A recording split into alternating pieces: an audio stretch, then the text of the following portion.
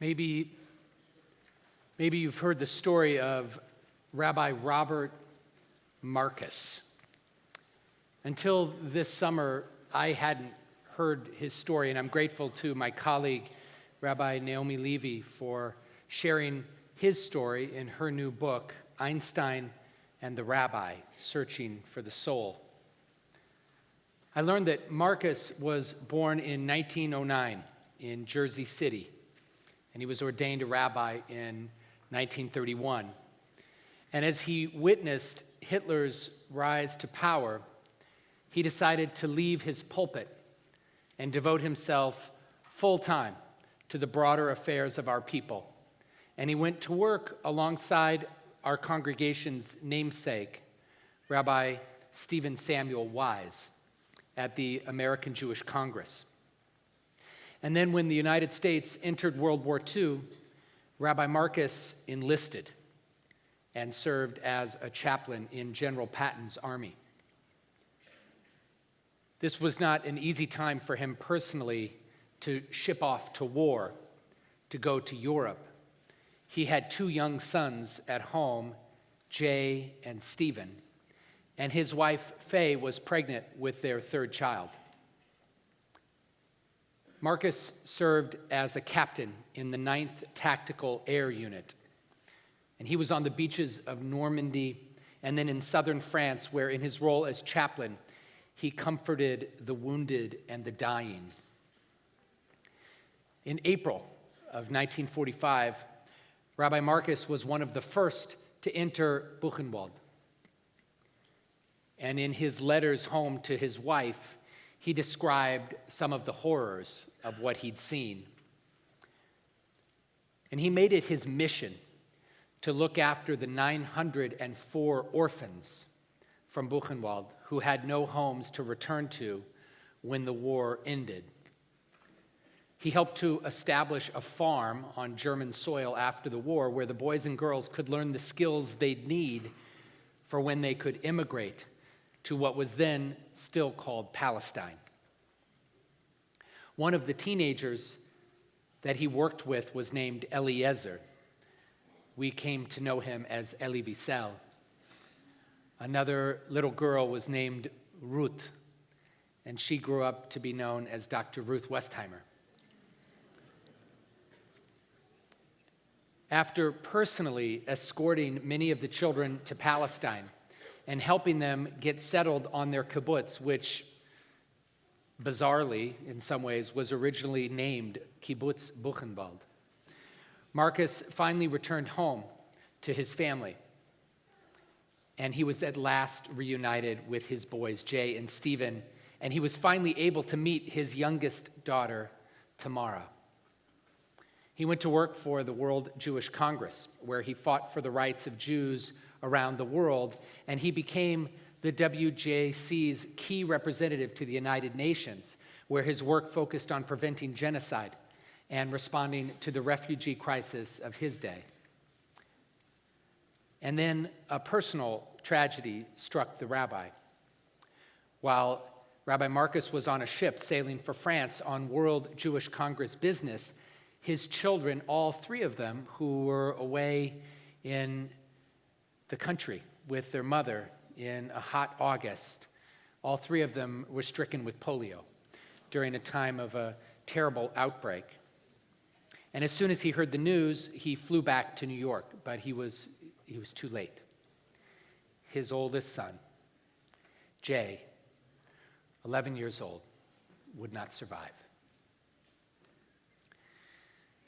And Rabbi Marcus, the brave army chaplain who had comforted countless soldiers on the battlefield, the man who'd left his comfortable pulpit to go and serve on the beaches of Normandy, the gifted pastor who had helped Holocaust survivors, children, through their grief, teaching them never to give up hope, helping them to write the next chapter in their lives, he was inconsolable. He was shattered. And in his agony, Rabbi Marcus wrote a letter to the one man on earth whom he thought might be able to help him make sense of his loss. He wrote a letter to Albert Einstein, And here is what the rabbi wrote to the Nobel Prize-winning physicist. Dear Dr. Einstein, last summer my 11-year-old son died of polio. His death has shattered the very structure of my existence. My very life has become a meaningless void.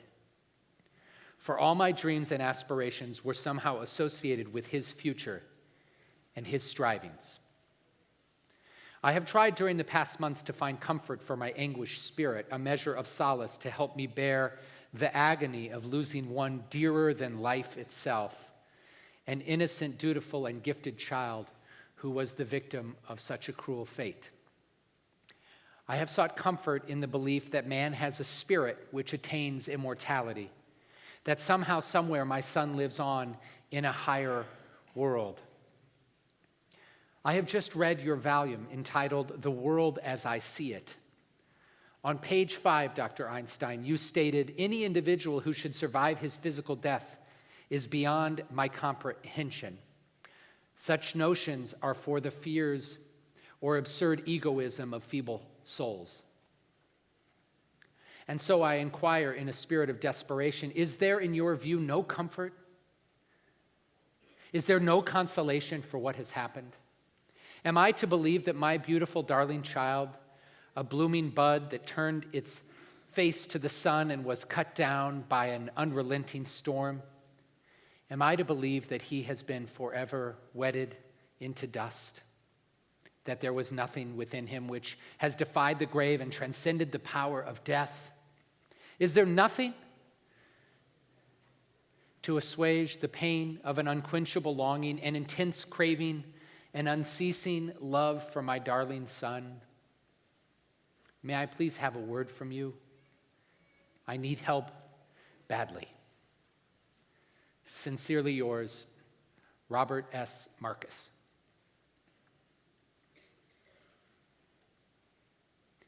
In agony, faith broken, a rabbi turns to a scientist for help. And here is Einstein's 4-sentence response. February 12, 1950. Dear Rabbi Marcus, a human being is a part of the whole, called by us universe, a part limited in time and space. He experiences himself, his thoughts, and his feelings as something separated from the rest, a kind of optical delusion of his consciousness.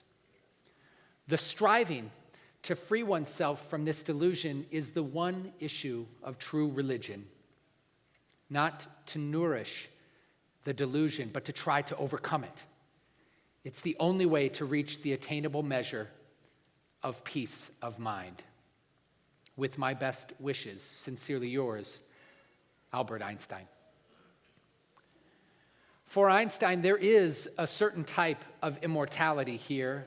Being part of the whole might mean that in some way, even after we die, we are still here, as all matter is conserved somehow in this universe. But Einstein's response, as suggestive as it is about the nature of God and the universe, probably didn't bring Rabbi Marcus much comfort.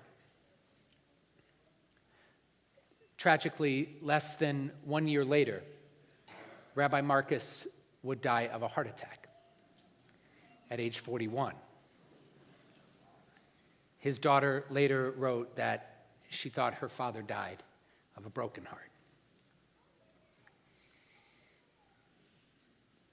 In her research for her book, Rabbi Levy came across one more letter from Rabbi Marcus in the American Jewish Archive in Cincinnati. It was a letter that he wrote to his son, Jay.